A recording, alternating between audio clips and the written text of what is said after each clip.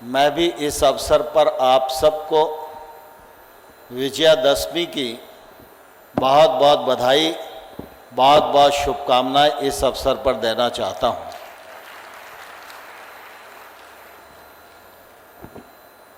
आज हम सबके आदर और श्रद्धा का केंद्र,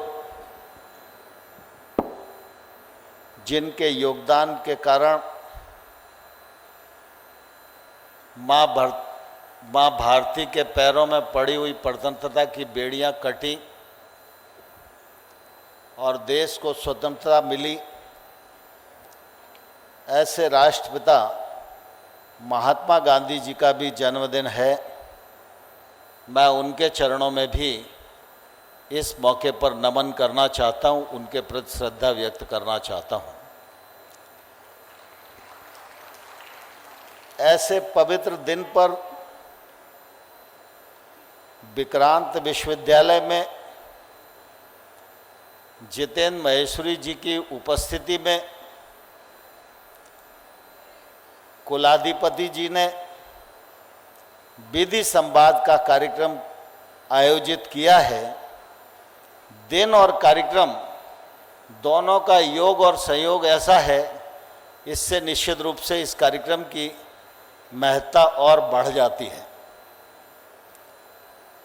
विधि और संवाद, इस दृष्टि से अगर हम देखें तो हमारे सामने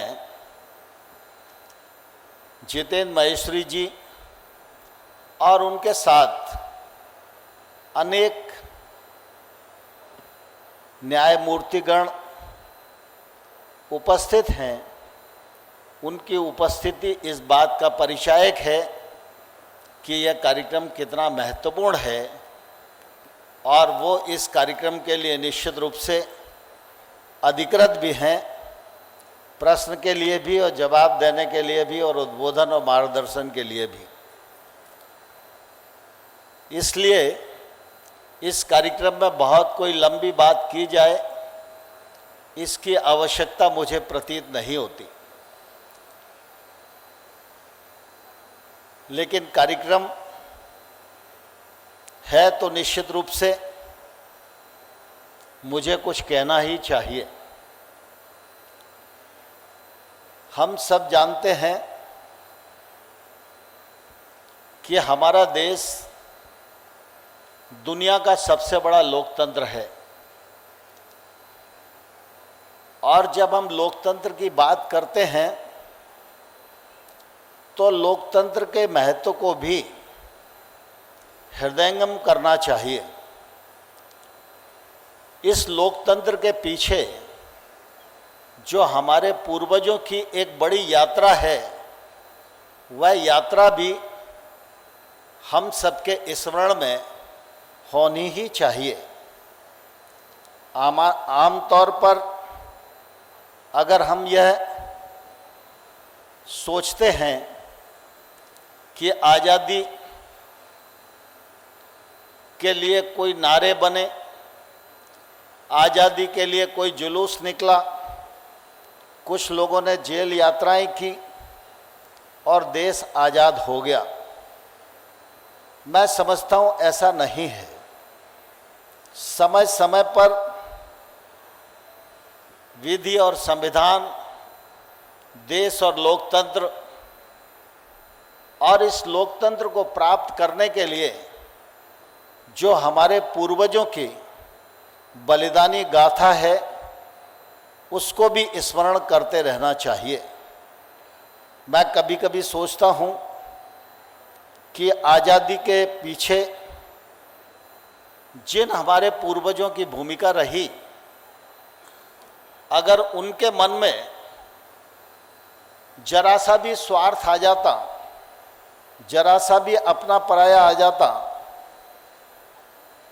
और थोड़ा सा भी उनके मन में आता कि हम रहेंगे नहीं रहेंगे लेकिन आज़ादी का आनंद तो हम नहीं ले पाएंगे, तो शायद आज़ादी के लिए कुर्बानी नहीं होती, बलिदान नहीं होता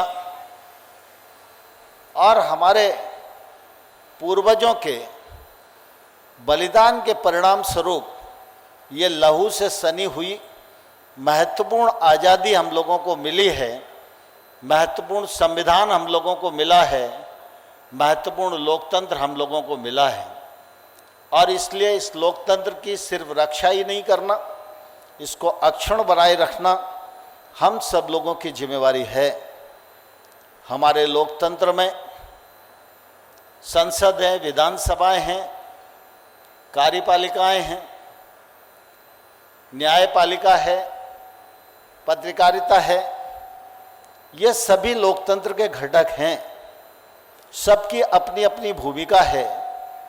सभी घटकों को शक्तिशाली बनाने से लोकतंत्र मजबूत होता है और लोकतंत्रात्मक ताकत बढ़ने से, गैर बराबरी समाप्त होने से देश आगे बढ़ता है।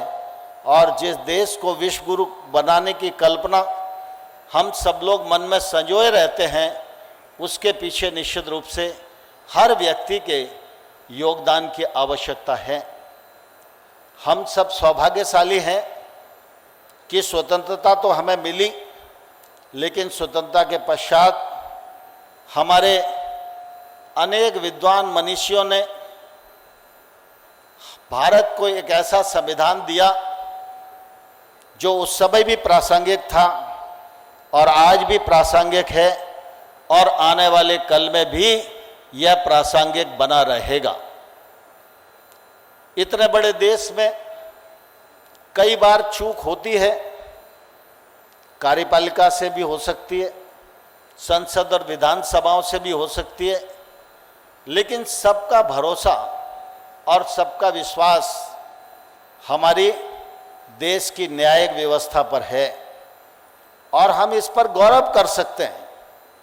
आप सब इस बात को भलीभांति जानते हैं कि आज भी व्यक्ति कार्यपालिका से निराश हो सकता है, लेकिन उसके मन में एक बात हमेशा रहती है, जब मैं न्याय के मंदिर में जाऊंगा तो इस देश का न्याय का मंदिर मुझे न्याय प्रदान करेगा। यह विश्वास आज प्रत्येक भारतीय के मन में निश्चित रूप से दृढ़ है। और जब न्यायपालिका की बात आती है तो न्यायपालिका के साथ भी पक्ष और विपक्ष वकील के रूप में होते हैं। स्वाभाविक रूप से हर वकील अपने मुवक्किल का पक्ष पूरी ताकत के साथ रखता है। एक पक्ष न्याय के पक्ष में होता है, एक पक्ष न्याय के पक्ष में नहीं भी होता है, लेकिन जो न्यायाधीश हैं उनको तर्कों के आधार पर न्याय करना होता है।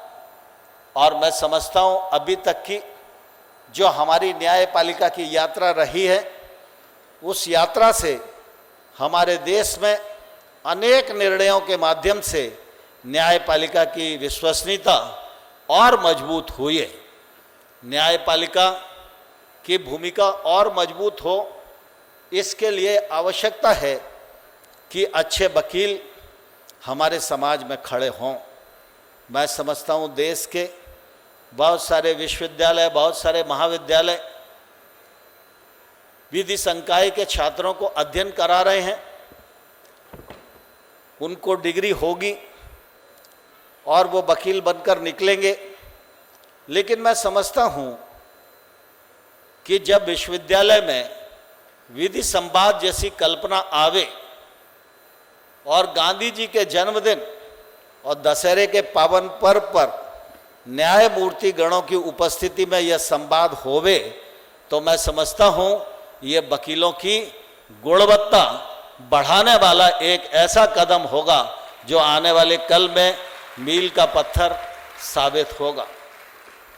हम सब भलीभांति जानते हैं कि हमारा देश बड़ी आबादी वाला देश है। देश विकसित बने, देश विश्वगुरु बने, यह सबके मन में कल्पना रहती है। लेकिन हम सब को यह भी जानना आवश्यक है कि देश का सर्वांगीण विकास और देश विकसित राष्ट्र तभी बनेगा जब देश के हर व्यक्ति का योगदान होगा। एक संस्था है, उस संस्था में एक चपरासी भी काम करता है और उस संस्था में एक सर्वोच्च अधिकारी भी काम करता है।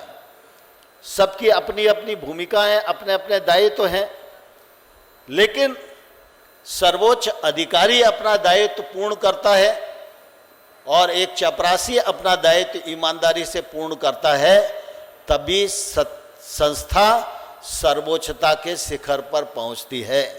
इसलिए किसी का भी योगदान कम नहीं, किसी का भी योगदान ज़्यादा नहीं, सबका योगदान बराबरी से होना चाहिए।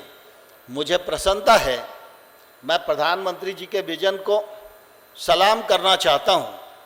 जहाँ एक और प्रधानमंत्री जी राफेल को खरीदने का निर्णय करते हैं, वहीं इस देश की आधी आबादी के घर में शौचालय बनाकर, उसको आवास दिलाकर, उसको गैर बराबरी समाप्त करने का काम करते हैं। यह जो मन का न्याय है, यह जो मन का न्याय है, यही न्याय देश को सर्वोत्तम शिखर पर पहुंचाने की यात्रा में एक बड़ा योगदान करता है। इसलिए हर छोटी से छोटी चीज़ को भी हम सब लोगों को समझने की आवश्यकता है।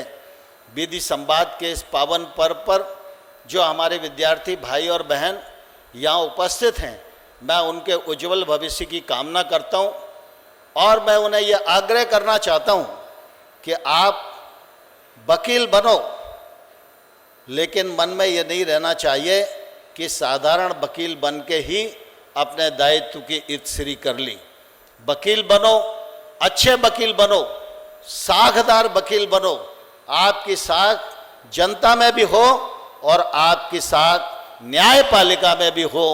अगर ऐसा चरित्र योग्य रूप से हम अपना निर्माण करेंगे तो हम अपना भी भला करेंगे, अपने परिवार का भी नाम रोशन करेंगे और जो क्षेत्र हमने कार्य क्षेत्र के लिए चुना है, उस क्षेत्र के प्रति भी निश्चित रूप से योगदान करने में हम लोग सफल होंगे। इस अच्छे और गरिमामयी कार्यक्रम की आयोजना, कल्पना और उसको मूर्त रूप देने के लिए राकेश राठौर जी और उनकी टीम ने जो प्रयत्न किया और हम सब लोगों को इस अवसर का साक्षी बनने का अवसर प्रदान किया, उनको मैं हृदय से बहुत बहुत साधुवाद देता हूँ। आप सबको पुनः दशहरे की बहुत बहुत शुभकामनाएं, दीपावली के पावन पर्व की भी बहुत बहुत अग्रिम शुभकामनाएं। बहुत बहुत धन्यवाद।